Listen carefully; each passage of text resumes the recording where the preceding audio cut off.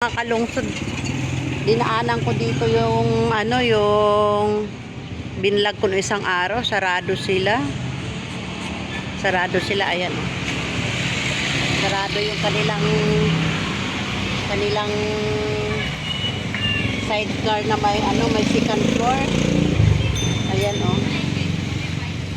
Ito yung tirahan nila eh, ito yung tirahan nila. Nasaan kaya yung mag-ama na yun? Ayan. Ito lang, yan lang tirahan nila mag-ama. Oh. Pupuntahan ko sana para makuhanan ko pa ng ibang detalye. Kaso lang sarado, sa ibang araw na lang siguro. Gagawin ko siya ng pangalawang kwento.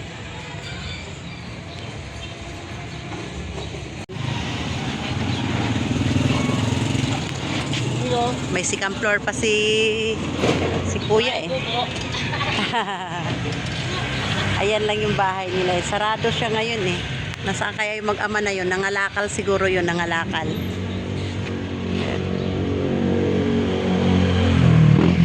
Ayan yung pinaka-front ng bike nila oh. Ayan. Good morning, good afternoon. Ano nang, kumusta ng buhay kuya? Nakalakal na lang muna. Ah? Nakalakal lang muna.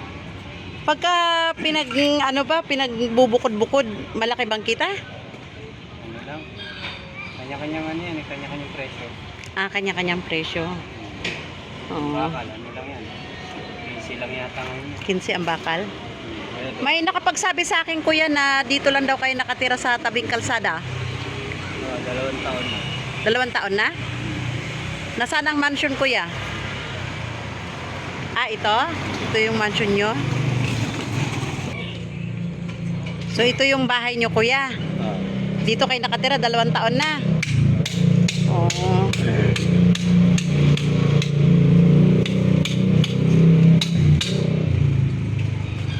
Ito lang yung bahay nila oh.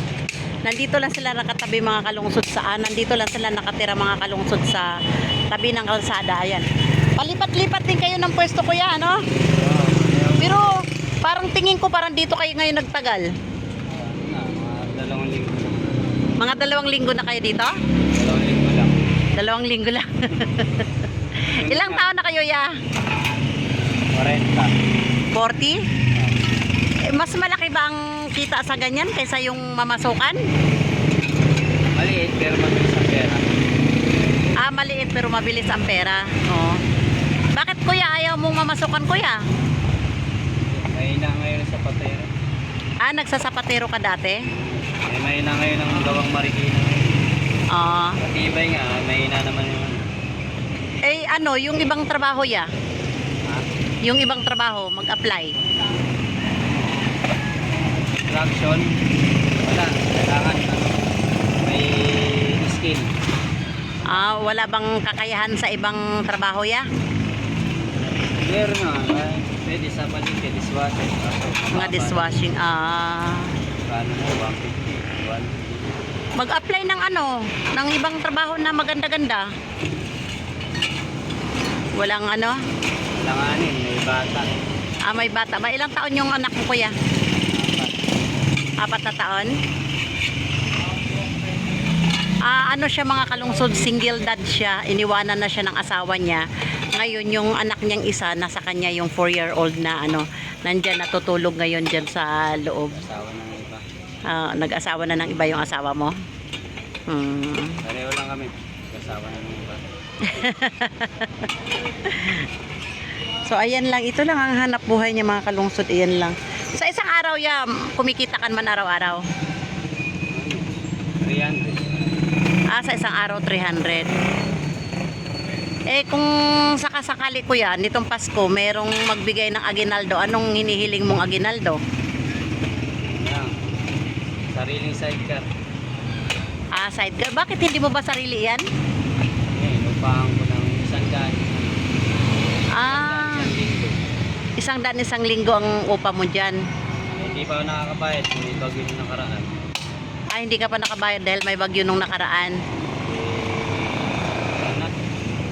Utang nga ako mga 600. May utang na. Baka mamaya biglang kukunin yung tinitirahan mo na yan. Ano eh.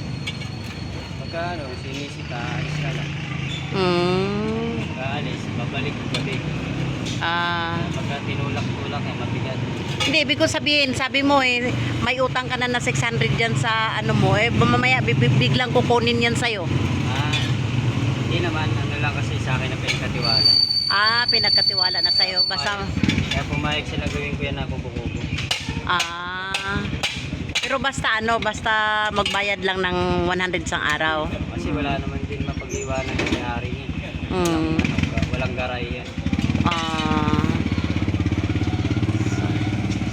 Ayan, ganito lang muna. Ito lang muna. Kasi, Sa bagay, 300 sang araw, paano sa pagkain? Bagay, pwede na sa pagkain. Wala namang binabayang kuryente at saka tubig, ano? hindi mahirap din. Mahirap din. Mukhang ano daw, mukhang alig na magnanakaw. Hindi ka ba nakapag-aral, kuya, para makapag-apply man lang? Wala, grade 1 lang inabot ko. Grade 1, kanta ni Freddy Aguilar. Magulo yung ano, yung pamilyang natin. Magulo yung... Pabaliw-baliw pagka tatay ko mangingin. Tatay mo manginginom. Mangingin. Ayun, wala na. Kinuha na. Wala na. Kinuha na ng... Nasa taas. Oo. So ano bang masasabi ko sa iyo, kuya? Yung anak mo no, maliit pa no, natutulog naman, hindi ko makuha na ng video. Oo. Kahiga lang. So ayan lang, lagi kong nakikita si kuya dito sa tabing kalsada. Minsan nagtitinda-tinda sila ng kung ano-ano mga supot-supot na gulay. Ayan. Ano, kapi-kapi.